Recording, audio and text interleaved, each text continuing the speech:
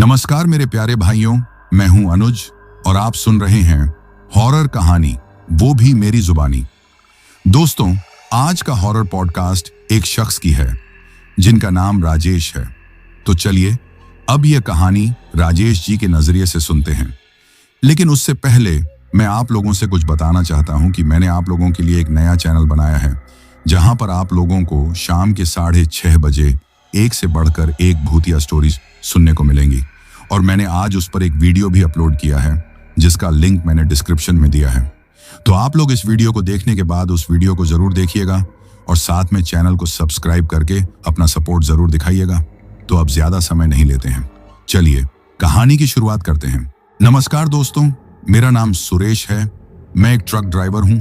लेकिन यह कहानी जब मैं ट्रक ड्राइवर पूरी तरह से बना नहीं था तब की यह घटना है।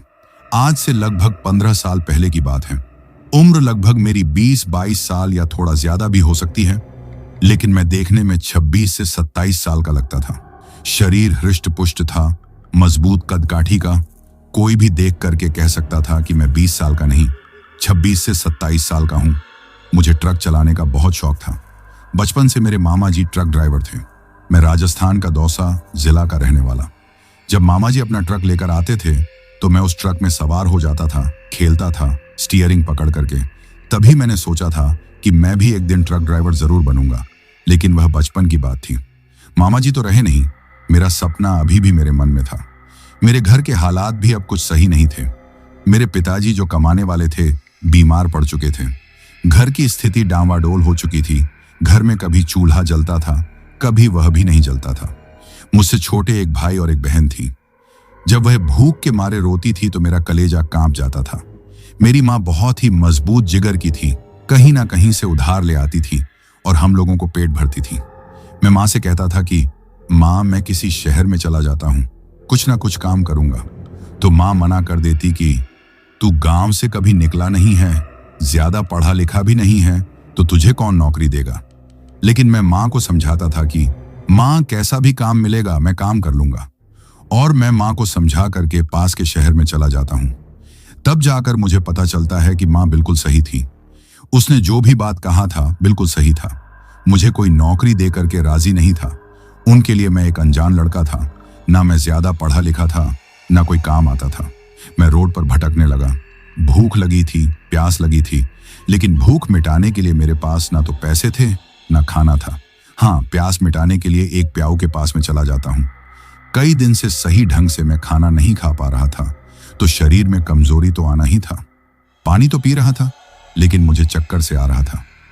चक्कर से बचने के लिए मैं उस प्याऊ के पास जमीन पर बैठ जाता हूं और तभी एक ट्रक वाला अपना पानी की बोतल भरने के लिए उस प्याऊ पर आ जाता है।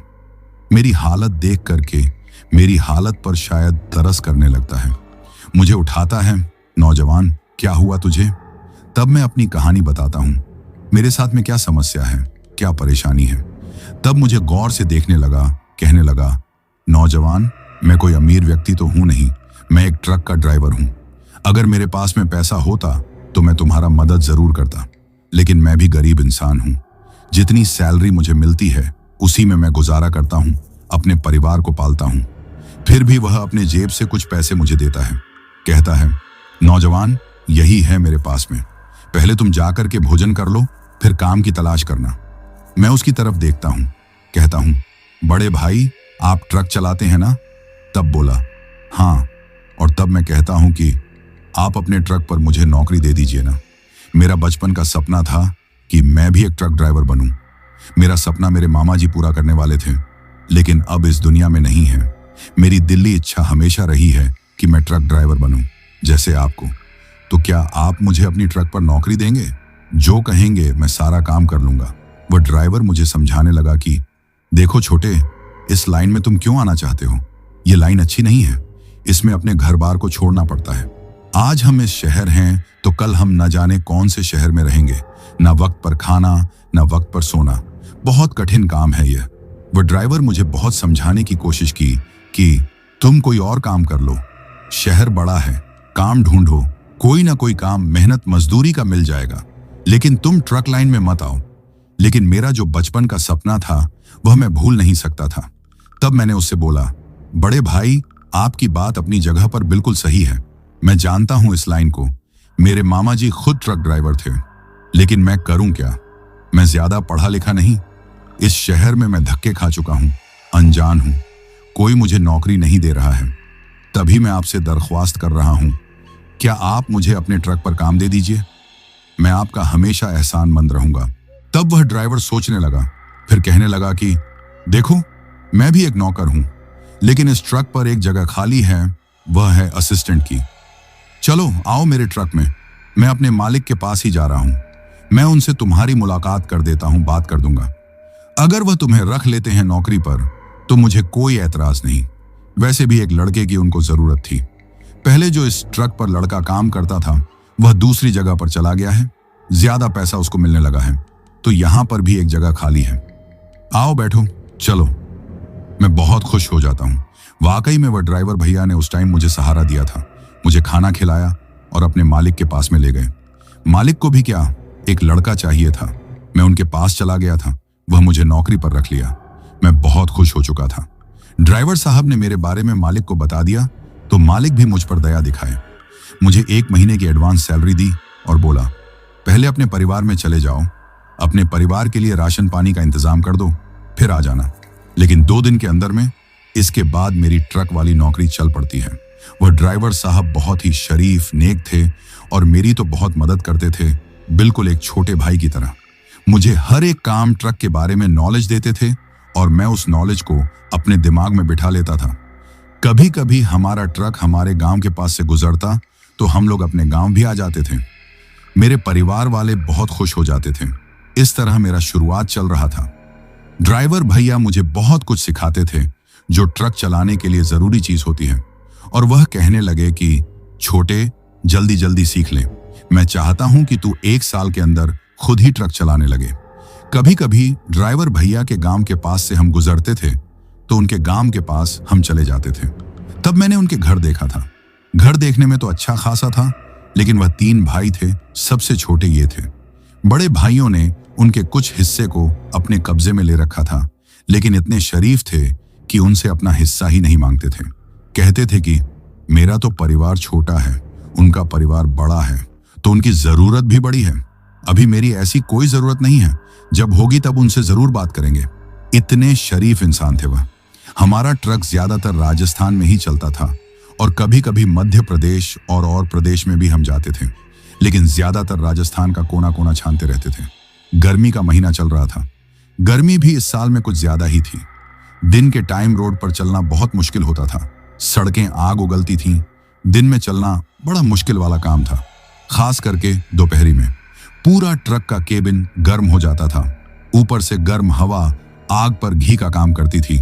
हम दोपहर में ज्यादातर किसी ढाबे में, किसी ठंडी जगह पर जहां पर पेड़ पौधे हों, वहां पर अपना ट्रक रोक देते थे, आराम करते थे और शाम होने के बाद हम सफर की शुरुआत करते थे।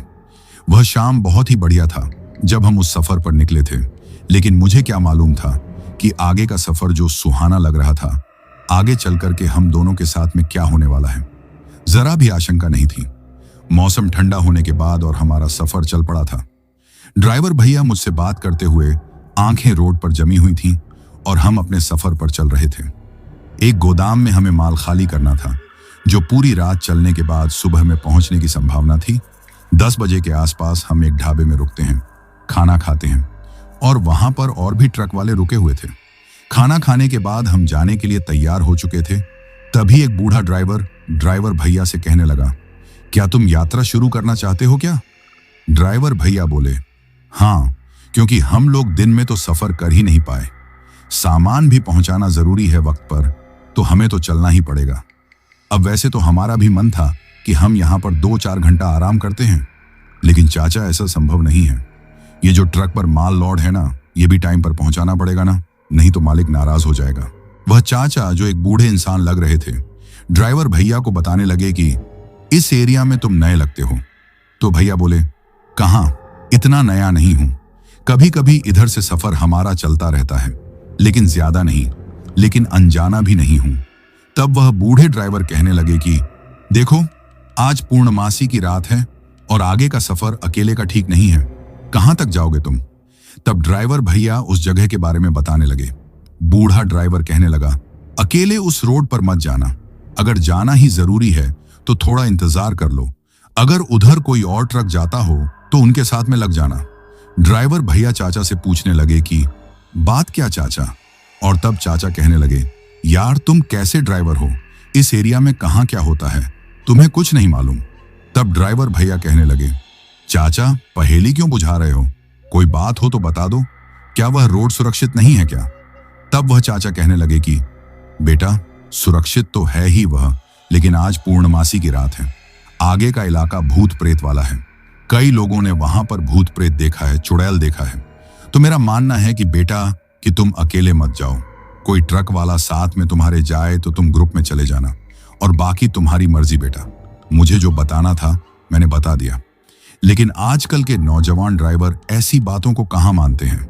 ड्राइवर भैया हंसते हुए कहने लगे, अरे चाचा जी, हमें भी बहुत साल हो गया ट्रक ड्राइवरी करते हुए, लेकिन हमने तो आज तक कोई भूत प्रेत को देखा तक नहीं। चलो अच्छा है, इसी बहाने आज हमें देखने को तो मिलेगा। भैया ने मजाक में यह बात कही थी चाचा से। भैया भी भूत प्रेत को नहीं मानते थे और ना मैं ही मानता था। हम दोनों एक जैसे थे।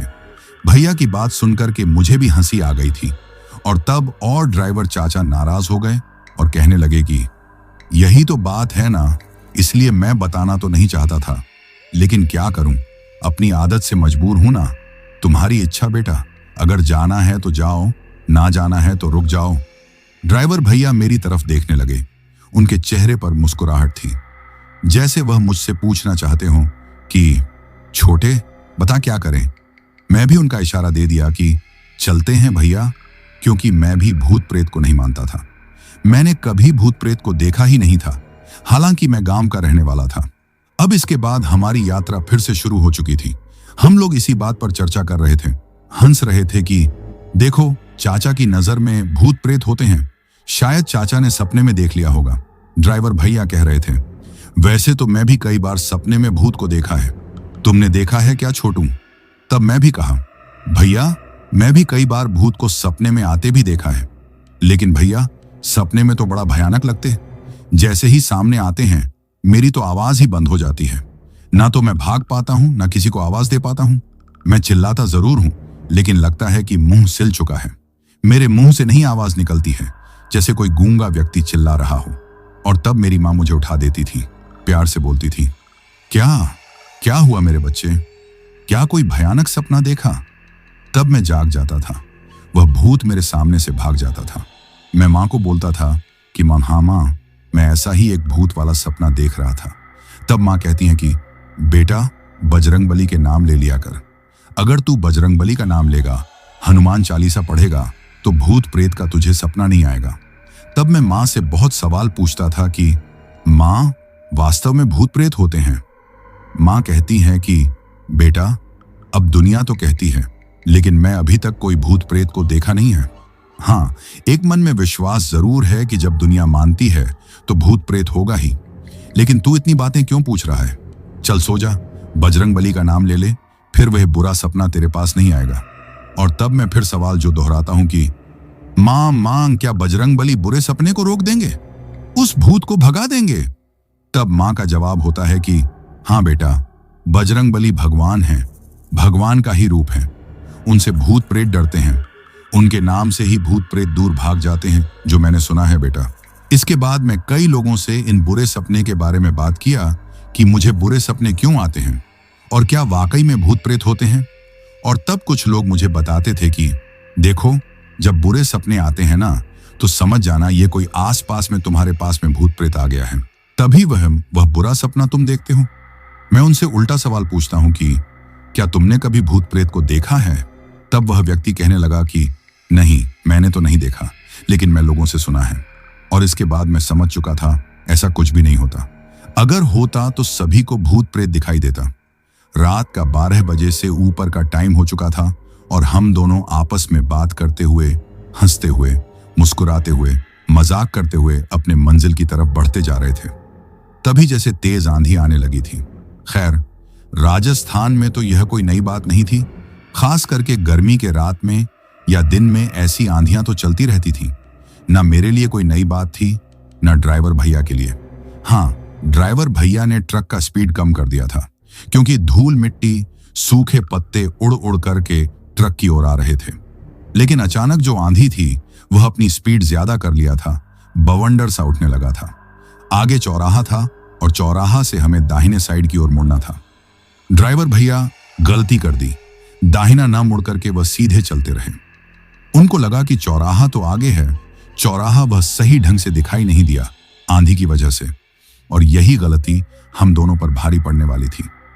आगे का जो रास्ता था वह गांव कस्बे की तरफ जाता था, लेकिन नजदीक में ना तो कोई कस्बा था ना कोई गांव था। जो भी था 30 किलोमीटर की आगे में, मतलब 30 किलोमीटर का जो एरिया था बिल्कुल सुनसान सपाट था। कीकर की झाड़ियां, बबूल के पेड़, ऐसे ही कुछ जंगली झाड़ियां हर तरफ में अब दिखाई दे रही थीं। हाँ, आसमान में चांद जरूर नजर आ रहा था क्योंकि आज पूर्णमासी की रात थी। उजाला तो होना ही चाहिए था। भैया थोड़ा परेशान हो रहे थे, बार बार कुछ बुदबुदा रहे थे, और तब वे कहने लगे, भैया क्या बोल रहे हो?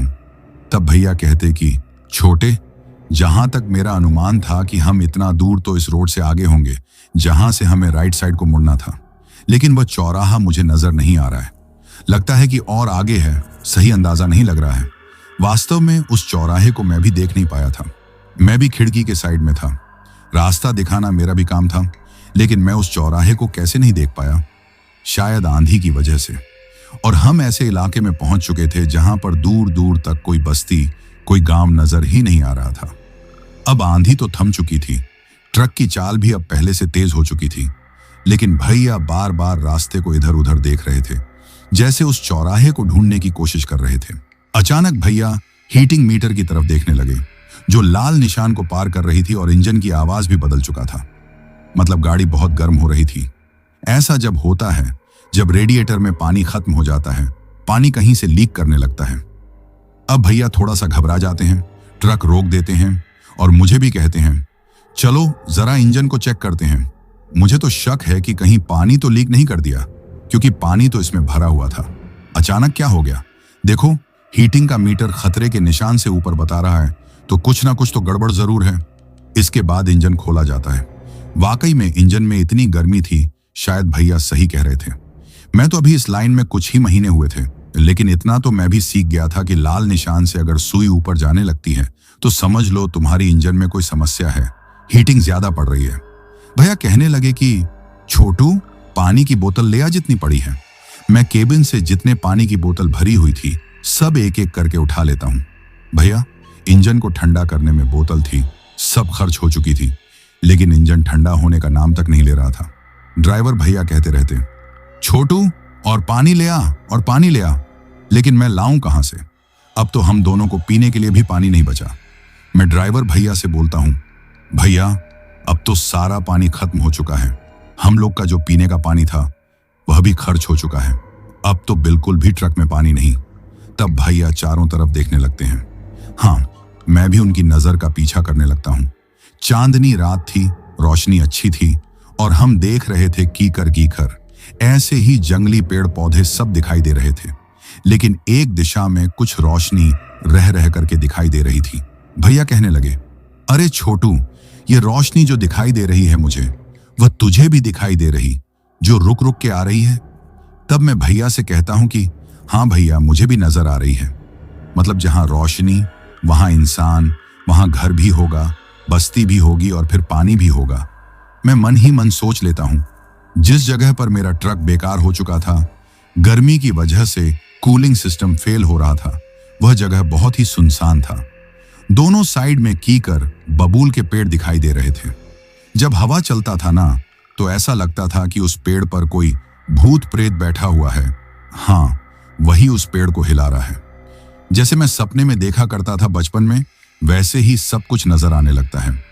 मैं थोड़ा घबरा जाता हूं। ऐसा लगता है कि मैं कोई ऐसे ही जगह पर आ गया हूं जहां पर भूत प्रेत होते हैं, लेकिन मैं तो कभी भूत प्रेत को देखा नहीं था। लेकिन न जाने क्यों इस जगह पर मुझे डर लगने लगा था।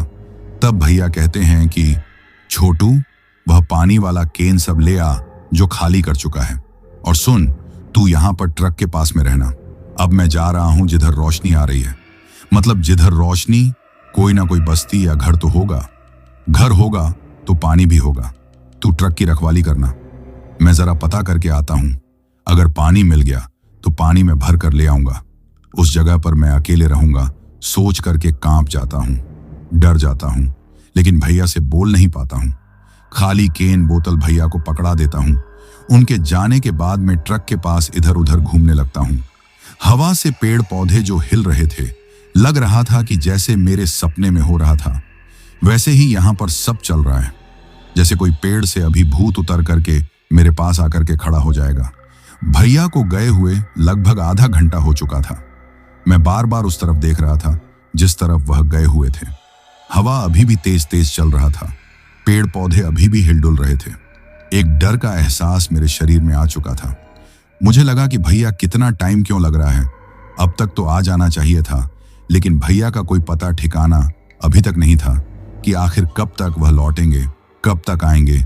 अगल बगल में जरा सी भी कोई आहट होती थी तो मुझे लगता था कि कोई भूत प्रेत आ गया है। मैं कांप जाता था डर से। मुझे लगता था कि अब क्या, मैं तो अकेले हूं। भैया होते तो मैं बिल्कुल नहीं डरता, लेकिन ड्राइवर भैया तो पानी लेने गए थे। मैं बार बार इस रास्ते पर निगाहें गड़ाए हुए था, लेकिन अभी भैया का कोई आने का संकेत नहीं मिल रहा था। वह रोड पूरा का पूरा खाली दिख रहा था। तभी एक पेड़ से बहुत सारे चमगादड़ आवाज करते हुए उड़े और ट्रक के आसपास में मंडराने लगे और साथ में आवाज भी करते जा रहे थे। ऐसा डरावना दृश्य मैंने कभी महसूस नहीं किया था। देखना तो दूर की बात, मुझे लगा कि अब मेरे साथ में कुछ बुरा होने वाला है। वह चमगादड़ इतनी शोर कर रही थी, खास करके हमारे ट्रक का चक्कर लगा रही थी जहां पर मैं खड़ा हुआ था ट्रक के पास में। वह सब देख करके मैं बहुत डर चुका था। मुझे लगा कि कई आंखें मुझे अंधेरे से घूर रही हैं। मैं कई ऐसी आंखों को महसूस कर रहा था जो मुझे घूर रही हैं, जो रेड कलर का चमकती हुई दिखाई दे रही थी। और मैं अगले पल ट्रक का दरवाजा खोलता हूं और ट्रक के अंदर जा बैठता हूं, लेकिन वह चमगादड़ों का झुंड मेरे ट्रक से दूर नहीं जाता है, मेरे ट्रक के आसपास ही मंडरा रहा था। मैं इतना डर चुका था कि मैं बाहर देखने का अब हिम्मत भी नहीं कर रहा था। ऐसा लग रहा था कि अगर मैं बाहर देखूंगा तो कोई भूत मुझे नजर आ जाएगा, जो कि मैं कभी देखना नहीं चाहूंगा। मैं अपना सिर झुकाए हुए ट्रक के एक सीट पर बैठा हुआ था और बाहर वही चमगादड़ों की शोर सुनाई दे रही थी। भैया कहाँ रह गए, भैया कहाँ रह गए, ड्राइवर भैया कब आएंगे? मेरे मन में यही सवाल बार बार उठ रहा था। अगर भैया यहां रहते तो मैं बिल्कुल नहीं डरता। मेरे साथ ऐसा कुछ भी नहीं होता जिससे मुझे डर लगे। शुक्र था कि चांदनी रात थी, आसपास में चांद की रोशनी नजर आ रही थी। अगर अंधेरी रात होती तो मेरे तो प्राण सूख जाते और न जाने मेरे साथ में क्या होता। लेकिन डर अभी भी था। वह चमगादड़ क्यों हमारे ट्रक के आसपास में चक्कर लगा रहे हैं? क्या मतलब हो सकता है इसका? मैंने मां से सुना था कि चमगादड़ वहीं पर रहते हैं जहां पर भूत प्रेत का साया रहता है। इस पेड़ पर वह लटके रहते हैं उल्टे। ये सोच करके मैं और डर चुका था। अब तो समय का एहसास भी नहीं हो रहा था कि कितनी देर के भैया गए हुए हैं और अभी तक लौटे नहीं हैं। कितना टाइम हो चुका है मुझे कुछ एहसास नहीं हो रहा था। ऐसा डर शरीर में बैठ चुका था कि मैं तो बाहर देखने का साहस भी नहीं कर रहा था। तभी किसी की आवाज मुझे सुनाई पड़ी। हिम्मत तो नहीं हो रहा था, लेकिन जो कोई था वह मेरा नाम पुकार रहा था। सुरेश, सुरेश, क्या तुम ट्रक के अंदर हो? जवाब दो। तुम जवाब क्यों नहीं देते? वह आवाज मेरे ड्राइवर भैया की नहीं थी, इतना तो मैं जान चुका था। वह आवाज किसी और की थी। मैं उसे आवाज को पहचानता तक नहीं था। तो आखिर कौन था जो मेरा नाम लेकर के पुकारे जा रहा था? सुरेश, सुरेश, क्या तुम मेरी बात सुन रहे हो? वह जितनी बार मेरा नाम लेकर के पुकार रहा था और मैं उतना ही और डर रहा था। उस आवाज को मैं पहचान नहीं पा रहा था। मैं ट्रक के बाहर उस टाइम देखना भी नहीं चाह रहा था। तभी वही आवाज फिर मुझे सुनाई देती है। वह व्यक्ति फिर मेरा नाम लेकर के, सुरेश, शायद तुम ट्रक के अंदर में हो। तुम्हारा भैया ड्राइवर साहब को चोट लग गई है, वह तुम्हें बुला रहे हैं। मैं बगल की बस्ती से आ रहा हूं। वह घायल हो चुके हैं। पानी लेते समय उनका पैर फिसल गया था। मुझे भेजा है तुम्हारे पास में कि मेरा छोटा भाई ट्रक में है, आप उसको बुला लीजिए। तब मैं तुम्हारे पास में आया हूं। जब मैं पूरा बात समझ पाता हूं तो और मैं डर जाता हूं। क्या हो गया मेरे ड्राइवर भैया को? क्या हो गया उनको? और मैं अपना सब डर भूल जाता हूं। सामने देखता हूं तो एक नौजवान लड़का काला कपड़ा पहने हुए मेरे ट्रक के सामने खड़ा दिखाई देता है। मैं जल्दी से ट्रक से नीचे उतर जाता हूँ। अब तो मुझे भैया की चिंता हो चुकी थी। अपना डर तो मैं भूल चुका था, मुझे भैया की चिंता सता रही थी। और मैं उस लड़के के पास पहुंच गया और बोला, कहाँ है मेरा भैया? मेरा नाम सुरेश है, आप मुझे ही पुकार रहे थे। चलिए, मुझे भैया के पास में जाना है। वह लड़का मेरी तरफ देखता है तो मैं उसकी आंखों में मैं बहुत डरा हुआ था, घबराया हुआ था कि आखिर भाई साहब को चोट कैसे लग गई। मैं उस बंदे के पीछे पीछे जाने लगा। आखिर ड्राइवर भाई साहब को कितना चोट लगा है? ज्यादा चोट लगा है, तभी तो वह आ नहीं पा रहे हैं। मैं उससे पूछता हूं कि भैया मेरे ठीक है ना? तब वह मुझे कुछ बोलता नहीं है, बस इशारा कर देता है सर हिला करके कि हाँ ठीक है। कहता है, जल्दी चलो, मुझे कहीं और भी जाना है। आधी रात का समय और यह कहाँ जाएगा। लेकिन मुझे उस टाइम ड्राइवर भाई साहब का चिंता हो रहा था कि आखिर वह किस हाल में होंगे। वह काला कपड़ा पहने हुए लड़का जो यंग ही दिख रहा था, आगे आगे चल रहा था और मैं उसके पीछे पीछे। पेड़ों का इलाका आ चुका था और उसके बाद मुझे खुला हुआ इलाका दिख रहा था और मैं देख पा रहा था कि सामने एक छोटा सा गांव दिख रहा है जहां पर हल्की फुल्की रोशनी नजर आ रही थी। वह लड़का बहुत तेज चल रहा था, मैं बड़ी मुश्किल से उसका साथ दे रहा था, लगभग दौड़ते हुए। आखिर हम उस गांव के पास आ चुके थे। कुछ घर दिखाई दे रहे थे जिसमें कुछ रोशनी प्रकाश आ रही थी और बाकी जो घर था अंधेरे में डूबा हुआ था। मैं उस काले कपड़े पहने नौजवान से पूछता हूं कि मेरे भैया कहां पर हैं? वह दिखाई तो नहीं दे रहे हैं, किस जगह पर हैं? मुझे उनके पास लेकर चलो। तब वह उंगली से इशारा करता है और बोलता है कि तुम इस गली में चले जाओ जिसमें लाइट जलती हुई दिखाई दे रही है। आगे जाओगे तो वहां पर तुम्हारे भैया दिख जाएंगे। मैं जल्दी से उस गली में जाता हूं। गली में तो अंधेरा था, लेकिन कुछ घरों से रोशनी बाहर गली में आ रही थी और मैं अपने ड्राइवर भैया को आवाज लगाते हुए आगे की तरफ बढ़ने लगता हूं। लेकिन भैया का अता पता नहीं लगता है। मैं चिल्लाता रहता हूं जोर जोर से, भैया आप कहां पर हो? आप कहां पर हो? जब वह नजर नहीं आते हैं तब मैं पीछे मुड़ता हूं ताकि उस काले कपड़े वाले लड़के से पूछ सकूं कि कहां है मेरे भाई। लेकिन वह तो मुझे दिखाई ही नहीं दे रहा था। मैं उसको भी आवाज लगाने लगा कि कहां हो भाई तुम? लेकिन वह भी मुझे नजर नहीं आ रहा था। उस गली में जितने घर थे सभी का सभी बंद थे। कोई भी दरवाजा, कोई भी खिड़की खुली हुई नहीं थी ताकि मैं किसी को आवाज लगा सकूं। मैं बहुत परेशान हो चुका था, डर भी लग रहा था। जिस गली में खड़ा था वहां कोई भी इंसान नजर नहीं आ रहा था। घर के दरवाजे सभी के बंद थे। वह लड़का भी गायब हो चुका था। मुझे लगा कि मैं गलत गली में तो नहीं खड़ा हूं, इसलिए ड्राइवर भाई नजर नहीं आ रहे हैं। मैं बहुत परेशान होता हूं ड्राइवर साहब को नहीं पा करके। ऊपर से वह लड़का न जाने कहां गायब हो चुका था। मुझे लगा कि मेरे साथ में वह लड़का मजाक तो नहीं किया है, लेकिन यह अगर मजाक किया था तो मजाक सही वक्त में सही समय पर नहीं किया था। मैं उस लड़के पर नाराज था। अगर मुझे मिल जाता तो मैं उसको खरी खोटी सुना देता, लेकिन वह दिखाई दे तब ना। मुझे लगा कि अब यहां से लौटना चाहिए, अपने ट्रक के पास चलना चाहिए। अगर भैया होते यहां पर तो जरूर नजर आते। जरूर उस लड़के की किया हुआ एक मजाक था। तभी मुझे ध्यान आता है, अगर वह लड़का मेरे साथ में मजाक किया था तो मेरा नाम कैसे जानता था? वह तो मेरा नाम लेकर के पुकार रहा था। दाल में जरूर कुछ काला है। मैं गली से बाहर निकलने लगता हूं। तभी जितने घर के दरवाजे बंद थे वह दरवाजे अपने आप खुल जाते हैं। मैं चौंक जाता हूं, हैरान हो जाता हूं। आखिर यह एक साथ कैसे दरवाजे खुल गए? मैं एक दरवाजे के पास खड़ा था। जब उस घर में देखता हूं कि इस दरवाजे को किसने खोला, तब मुझे कोई नजर नहीं आता है। और भी जो दरवाजे खुले हुए थे उसके पास मुझे कोई भी नहीं दिखाई दे रहा था। और जिस दरवाजे के पास मैं खड़ा था उसमें से किसी की कराहने की आवाज आती है। वह आवाज मेरे ड्राइवर भाई की तरह लग रही थी।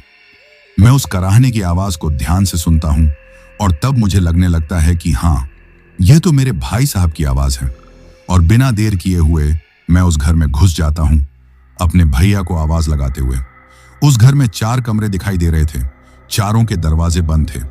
मैं समझ नहीं पा रहा था कि आखिर आवाज मेरे भैया की किस कमरे से आ रही है। तभी एक आवाज सुनाई देती है दरवाजा खुलने की। मैं उस तरफ देखने लगता हूं।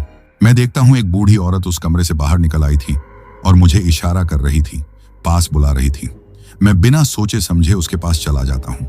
मैं पूछता हूं, मेरे भैया कहां हैं जो पानी लेने के लिए आए थे? उनकी आवाज इसी घर में से किसी कमरे से आ रही है, कराहने की। क्या आप मुझे बता सकती हैं कि किस कमरे में हैं? उनके साथ में क्या हुआ है? तब वह कहती है, तुम्हारे भैया गिर गए थे, घायल हो गए थे, तब हम उनको उठा करके इस घर में लेकर के आए हैं। वह अभी दर्द में हैं, इसलिए कराह रहे हैं। चले जाओ अंदर और जाकर के अपने भैया से मिल लो। मैं उस कमरे में दाखिल हो जाता हूं और देखता हूं कि एक बेड पर कोई लेटा हुआ है, काला कंबल ओढ़े हुए। शरीर हिलडुल रहा है, लेकिन अब कोई आवाज कराहने की नहीं सुनाई दे रही थी। वह बूढ़ी औरत भी मेरे पास में आकर के खड़ी हो गई थी। मैं भैया को आवाज लगाने लगा कि भैया, आपके साथ में क्या हुआ है? तब वह बूढ़ी औरत मुझे चुप रहने के लिए बोलती है और कहती है, इसे मत जगाओ। देखो, बड़ी मुश्किल से इसको दर्द में आराम आया है। थोड़ा देर इसको सो लेने दो, तब इसको तुम लेकर के जाना। अभी इसको जगाना नहीं। तुम चाहो तो इसके बगल में जाकर के सो सकते हो। आखिर भैया अभी थोड़ी देर पहले तो दर्द में थे, आवाज लगा रहे थे, पर अचानक वह कैसे शांत हो गए? क्या उनके साथ कुछ गलत हो गया? यह बूढ़ी औरत मुझे क्यों जोर दे रही थी? तुम उनके साथ थोड़ी देर आराम क्यों नहीं कर लेते बिना जगाए हुए? मुझे बार बार ऐसा क्यों बोल रही है? मेरा ट्रक का कुछ नुकसान हो गया? तब मैं सही ढंग से सोच नहीं पा रहा था भैया की वजह से। मुझे लगा कि नहीं, इनको तो जागना ही पड़ेगा। अगर वास्तव में मेरे भैया हैं तो मैं उनसे बात जरूर करूंगा। लेकिन वह बूढ़ी औरत मेरा हाथ रोक रही थी, उस कंबल को उठाने नहीं दे रही थी जो भैया सोए हुए कंबल ओढ़े हुए थे। आखिर क्यों? मैं उस बूढ़ी औरत को कहता हूं, अम्मा, मुझे अपने भैया को देखना है। मैं यहां पर सोने के लिए नहीं आया हूं, ना भैया को भी यहां मैं सोने दूंगा। मैं उसकी बात को बिल्कुल नहीं मानता हूं और वह कंबल झटके से खींच देता हूं और उसके बाद जो देखता हूं, मेरे होश उड़ जाते हैं। जो मैं देखता हूं, मेरी आंखों पर विश्वास नहीं होता। वह एक सुंदर लड़की थी, बिना कपड़ों की सो रही थी और जैसे ही कंबल मैं खींचता हूं, मैं उसको देख करके कांप जाता हूं। यह मैंने क्या किया? यह मैंने क्या किया? और वहां से भागता हूं, लेकिन मैं उस कमरे से निकल नहीं पाता। वह दरवाजा बंद हो चुका था। बूढ़ी औरत गायब हो चुकी थी, जैसा वह काले कपड़े वाला लड़का। उस कमरे में मैं और वह हसीन लड़की जो अपने कंबल को फिर से ओढ़ लिया था। मेरा शरीर सूखे पत्ते की तरह कांप रहा था। यह मैंने क्या किया? यह मैंने क्या किया? और तभी वह लड़की उस बिस्तर से उठती है, उसी कंबल से अपना शरीर ढके हुए, और बगल में आकर के खड़ी हो जाती है। मैं उससे माफी मांगने लगता हूं। देखिए, मुझे माफ कर दीजिए, मुझसे गलती हो गई। मैंने अनजाने में यह सब किया था। मैं अपने भैया का तलाश कर रहा था। इसी घर में से मेरे भैया की रोने की आवाज सुनाई दे रही थी। वह दर्द भरी आवाज थी। वह बूढ़ी औरत कहां गई? उसने तो कहा था कि यहां पर मेरे भैया सो रहे हैं, इसलिए मैंने यह कंबल खींच दिया था ताकि मैं अपने भैया को देख सकूं। लेकिन मेरे भैया तो कहीं भी नजर नहीं आ रहे और उसकी जगह आप सो रही थी। मुझे माफ कर दीजिए, मुझे माफ कर दीजिए। तभी वह लड़की जोर जोर से हंसने लगती है। उसको हंसते देख मैं आश्चर्य में डूब जाता हूं। यह क्यों हंस रही है? ऐसा मैंने क्या कह दिया जो इसको कोई मजाक लग रहा था? लड़की का हंसना अभी जारी था और मैं उस दरवाजे को खोलने की कोशिश कर रहा था जो मुझसे खुल नहीं पा रहा था। ऐसा लग रहा था कि उस दरवाजे को कोई बाहर से बंद कर दिया है। क्या वह बूढ़ी औरत? हाँ, वही हो सकती है। मेरा मन इस बात को मान रहा था और पीछे में वह लड़की खड़ी हुई और उसकी हंसी अभी भी उस कमरे में गूंज रही थी। ऐसा मैंने क्या बोल दिया था उसको जिसकी वजह से वो हंसे जा रही थी? दरवाजा नहीं खोल पा रहा था। मैं बहुत परेशान हो चुका था। ऊपर से उस लड़की की हंसी मेरी परेशानी को और बढ़ा रही थी। मैं बार बार दरवाजे पर जोर आजमाइश कर रहा था, लेकिन सब बेकार। मेरी हर कोशिश बेकार हो रही थी। तभी वह लड़की जो हंस रही थी, उसकी हंसी बंद हो जाती है और उसकी आवाज सुनाई पड़ती है, तुम इस दरवाजे को खोल नहीं पाओगे। तब मैं पीछे मुड़ता हूं और उस लड़की से कहता हूं, देखिए, यह दरवाजा खोल दीजिए। मुझे अपने भैया के पास जाना है। मुझे पता है कि वह इसी घर में किसी और कमरे में है। मैं गलत कमरे में आ चुका हूं। आप मुझे निकाल दीजिए इस कमरे से। आप दरवाजा खोल सकती हैं क्योंकि आपका ही कमरा है। लड़की मुस्कुराती है, मेरे नजदीक आ जाती है, मेरे बालों से खेलने की कोशिश करती है।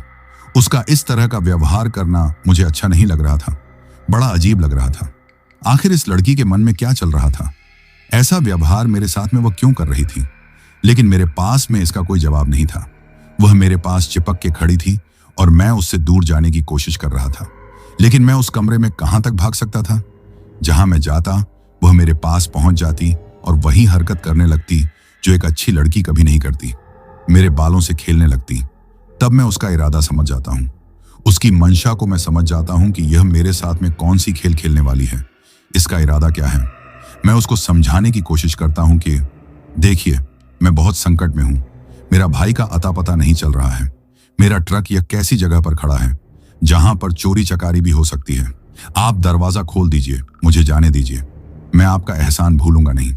लेकिन वह लड़की मेरी बातों को इग्नोर कर रही थी, मेरी बातों पर बिल्कुल ध्यान नहीं दे रही थी, ज्यादा से ज्यादा मेरे समीप आने की कोशिश कर रही थी। और मैं उस कमरे में इधर उधर भागते चल रहा था, लेकिन कब तक, कहां तक।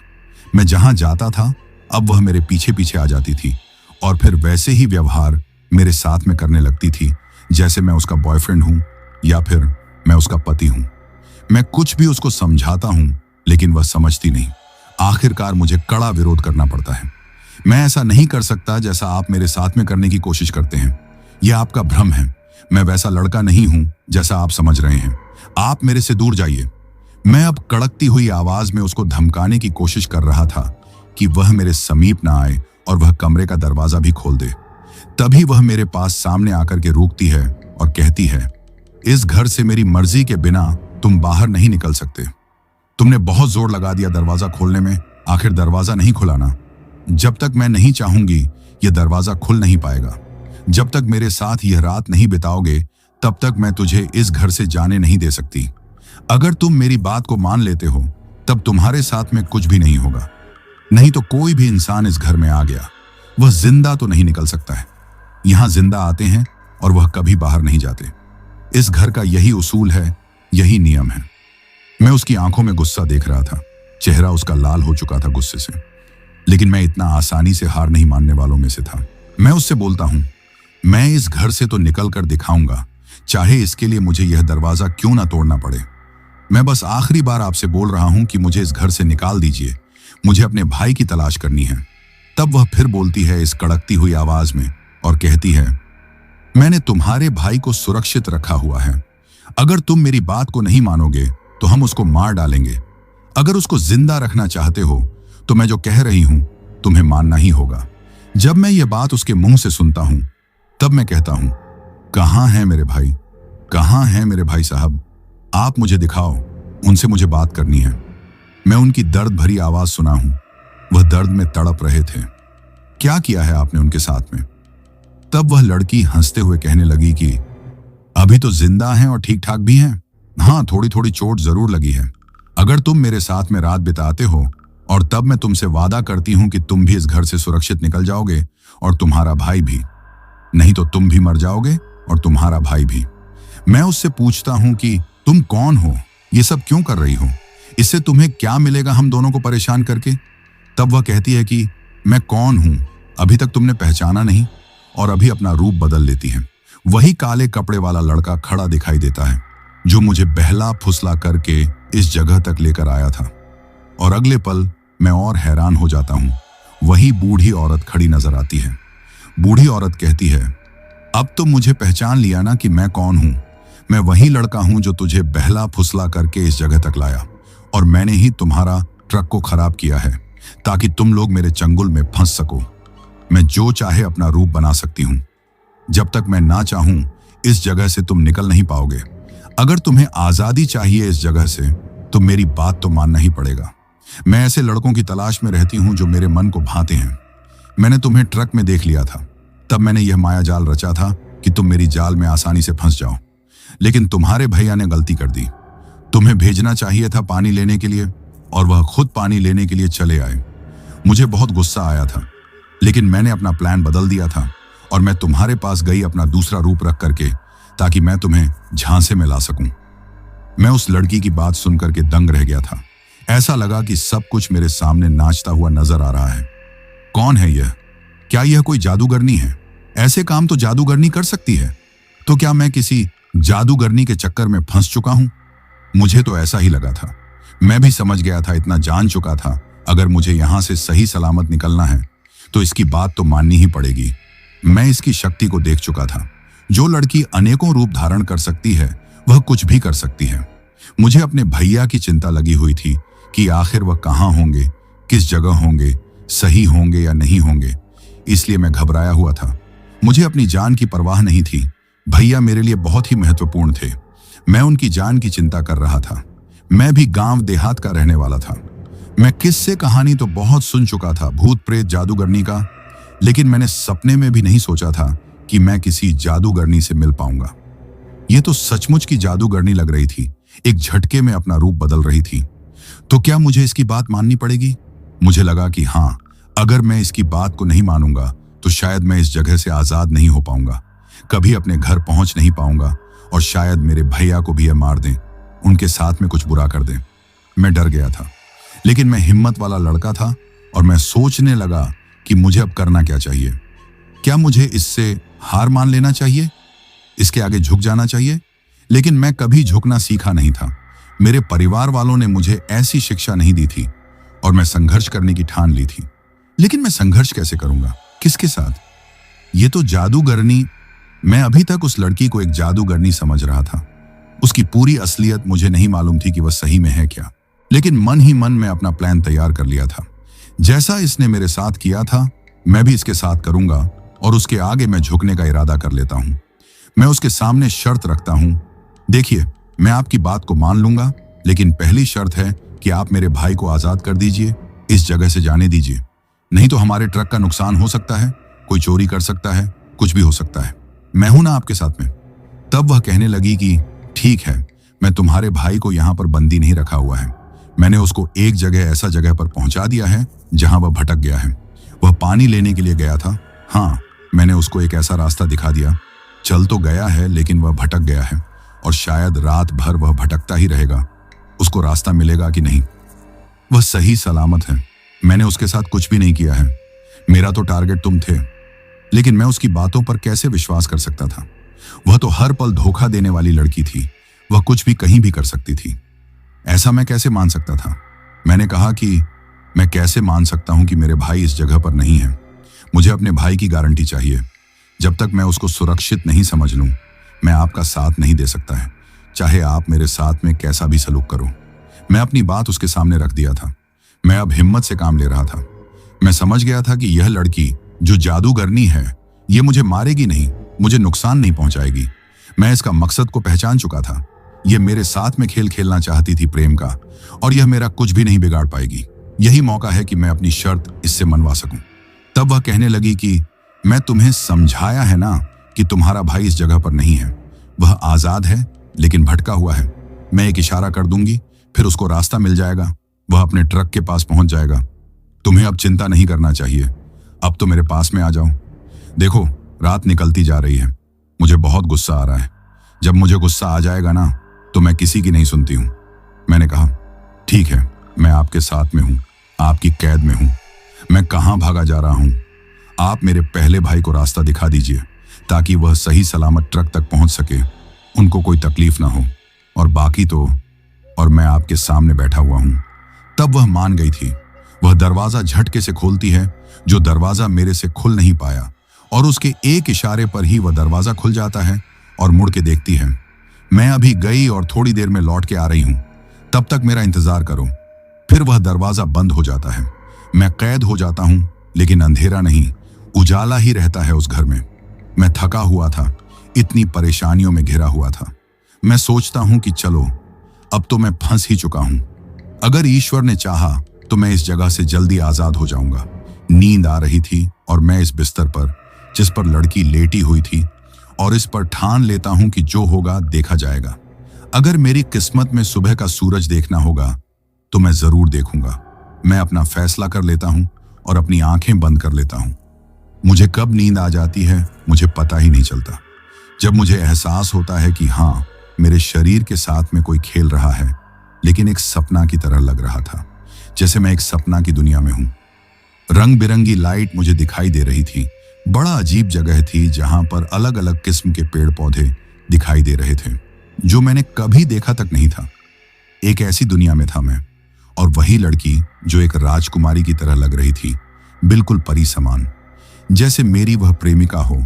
हम एक दूसरे को जानते हैं, एक दूसरे को सालों से प्रेम करते आए हों। हम अनजान नहीं हैं, हम एक दूसरे को अच्छी तरह से जानते हैं। फिर हम प्रेम करने लगते हैं। मुझे जरा भी नहीं लगता है कि मैं कैद में हूं। मैं कैसी लड़की की कैद में हूं जो अपने आप को जादूगरनी समझती है। वह मुझे खाना पीना देती है। वह खाना पीना मैंने कभी जिंदगी में नहीं खाया था। जैसे जैसे पकवान मुझे दे रही थी कि भरपेट के खाओ, इसमें तुम्हारी शरीर में ताकत आएगी, शर्माओ मत। मुझे जरा भी नहीं एहसास हो रहा था कि मैं कहां हूं, मैं कौन हूं, मेरा यहां आने का मकसद क्या है। कोई भी चिंता मुझे नहीं सता रही थी। मैं चिंता से मुक्त था। मुझे लग रहा था कि मैं कोई प्रिंस हूं और ये मेरी प्रेमिका है, ये मेरी सेवा कर रही है, इसका यह कर्तव्य है। ऐसा फीलिंग मुझे आ रहा था और बड़ा अच्छा लग रहा था। मैं अपने आप को भूल चुका था कि मैं एक मामूली ट्रक में काम करने वाला अदना सा लड़का हूं और अपने आप को मैं राजा ही समझ रहा था। वह विचित्र जगह थी जहां ना तो अंधेरा था ना तेज रोशनी थी। जैसे शाम के टाइम का मौसम होता है ना, वैसा ही मौसम था। ना तो गर्मी का एहसास हो रहा था ना सर्दी का एहसास हो रहा था। और उसके बाद मैं जो पकवान खाता हूं और मुझे नींद आने लगती है। वह लड़की मेरी सेवा करती है, भाव करती है, कहती है कि आप आराम कर लो, और मैं अपनी आंखें बंद कर लेता हूं। और उसके बाद जब मेरी नींद खुलती है ना, तो मैं अपने आप को एक खंडहर में पाता हूं।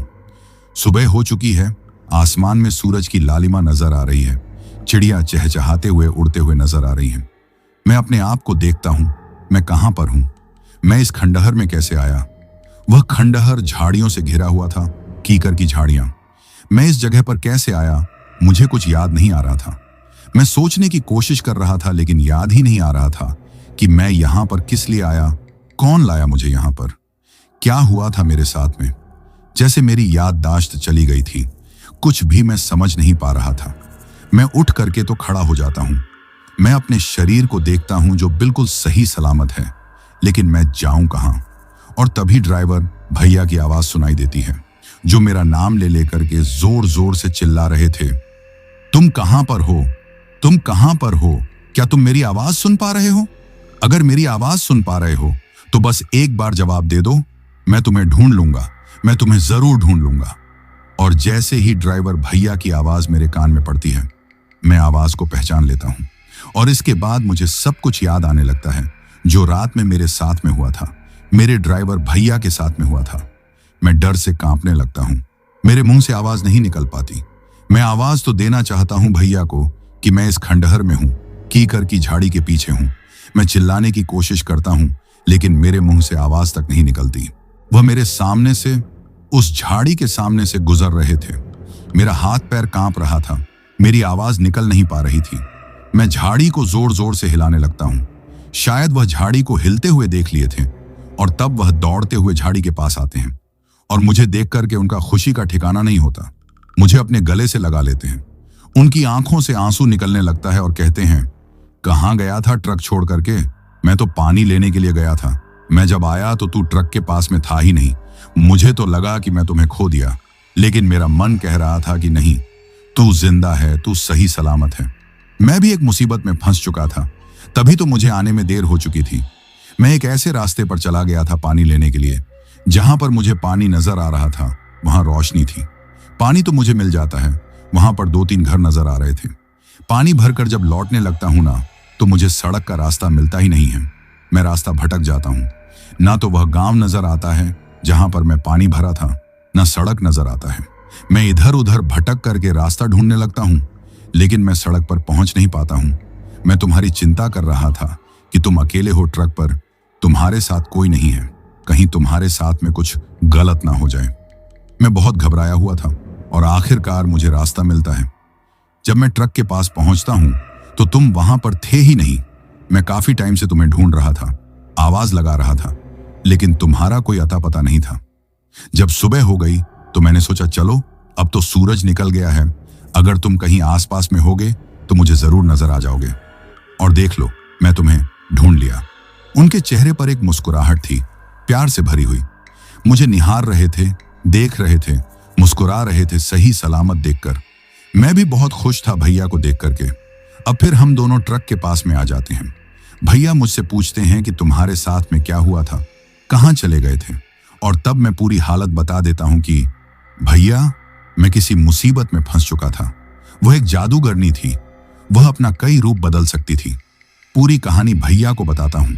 तब भैया कहते हैं कि नहीं, वह कोई जादूगरनी नहीं थी, वह एक प्रेत आत्मा थी। जहां तक मुझे अंदाजा है वह एक छलावा की तरह थी। चलो, इससे पीछा तो छूटा। और इसके बाद हम ट्रक के पास पहुंच जाते हैं। भैया कहते हैं कि हमारा ट्रक को खराब करने में, इंजन को गर्म करने में इस प्रेत आत्मा का हाथ था।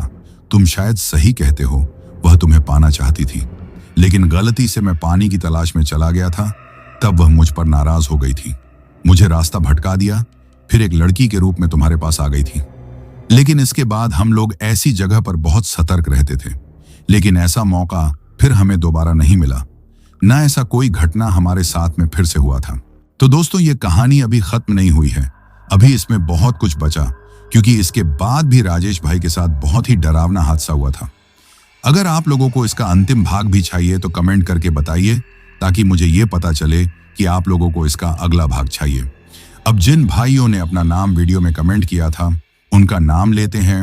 मीना गुरुंग जी काठमांडू नेपाल से, राहुल वर्मा भाई दिल्ली से, अरुण कुमार भाई दिल्ली से, कौशल भाई हरदोई से, दीपक भोयर भाई अर्जुनाली गांव से, मेघा दीदी उनरेड से, हामिद उल्लाह भाई पाकिस्तान से, विक्रांत तमंग सी वेस्ट बंगाल से, मोहम्मद मंजर रहीम भाई जगदलपुर छत्तीसगढ़ से, राजेश कलेरा भाई राजस्थान से, फुल शरीफ भाई नेपाल से, रांची विनोद भाई नगला डैम से, युवेश तिवारी और हर्ष तिवारी भाई लोहारी सिरसा प्रयागराज से, वाजिद तबस्सुम भाई लाहौर पाकिस्तान से, दीपिका श्रीवास्तव जी कानपुर से, सफीक भाई सऊदी अरब से, लल्लतेंदु प्रधान भाई ओडिशा से, कुसुम मिश्रा जी छत्तीसगढ़ से, अनिल भाई सिवान बिहार से, प्रिया कौर जी दिल्ली से, शंकर भाई बरगाह ओडिशा से, कारण कुमार भाई बिहार से, कुशवाहा शनि भाई अहमदाबाद से, सुब्रात किशन भाई गांधी चौक से, इफात अलीम भाई पाकिस्तान से, मोहन भाई झारखंड से, पूनम जी जमशेदपुर झारखंड से, मंगा भाई पंजाब से, शेख मोइन भाई महाराष्ट्र से, अनस चौधरी भाई महाराजपुर गाजियाबाद से, अनुराग कश्यप भाई दुबई से, महेंद्र सिंह भाई दिल्ली से, सिया राम कुमार भाई नेपाल से, हमदून जिया अहियान और आलिया जी मालदीव से, अरविंद गीताबेन रिंकल दीप सोनल और स्वरा राजकोट से, संजय सिंह सूर्यवंशी भाई भारत से, प्रमोद कुमार भाई जबलपुर मध्य प्रदेश से, विनोद गुरुंग भाई दुबई से, मनीष जैन भाई दिल्ली से, निहारिका जी ओडिशा से, तना अनिया अरुणाचल प्रदेश से, अरविंद भाई राजकोट से, राकेश भाई कालरा पंजाब से, उषा अग्रवाल जी हैदराबाद से, विकास बागदी भाई भारत से, कुका भाई ओडिशा से, राणुगिरी जी दुबई से, अवनीत जानवी और मानसी पंजाब से, कारण सिंह भाई उत्तर प्रदेश से, कृष्णा भाई झारखंड से, रवि भाई जबलपुर से, सागौली भाई मोतिहारी से, प्रशांत सिंह भाई गाजीपुर से, कार्तिक भाई दिल्ली से, मोहम्मद इस्तेखर भाई यूएसए से, राजेंद्र सुरेंद्र भाई ओडिशा से, छोटू भाई पाकिस्तान से, कुलविंदर कौर भाई लुधियाना पंजाब से, मोहम्मद कुदूश भाई दिल्ली से, विनोद कुमार भाई हरियाणा से, स्नेहा जी पटना से, हरदीप भाई छत्तीसगढ़ से, मेघा मेशराम भाई नागपुर से, संतोष बरडेवा भाई कतर से, यूएस हर्ष तिवारी भाई लोहारी सिरसा प्रयागराज से, विजय कुमार भाई राजघाट दिल्ली से, काशन भाई मिर्जापुर से, पप्पू भाई माथुरा से, जसप्रीत सिंह भाई राजौरी गार्डन से, गोजो भाई दिल्ली से, अशरफ भाई मुंबई से, दत्त भाई मुंबई से, मोहम्मद शाह भाई रोहरी सिंध पाकिस्तान से, सजबूल अंसारी भाई नेपाल से, ललित मंडल भाई बिहार से, रीना रूठिया जी मध्य प्रदेश से, इनामुल्लाह खान भाई सिद्धार्थ नगर उत्तर प्रदेश से, अर्चना जी बिहार से, राकेश कलेरा भाई श्री गंगानगर राजस्थान से,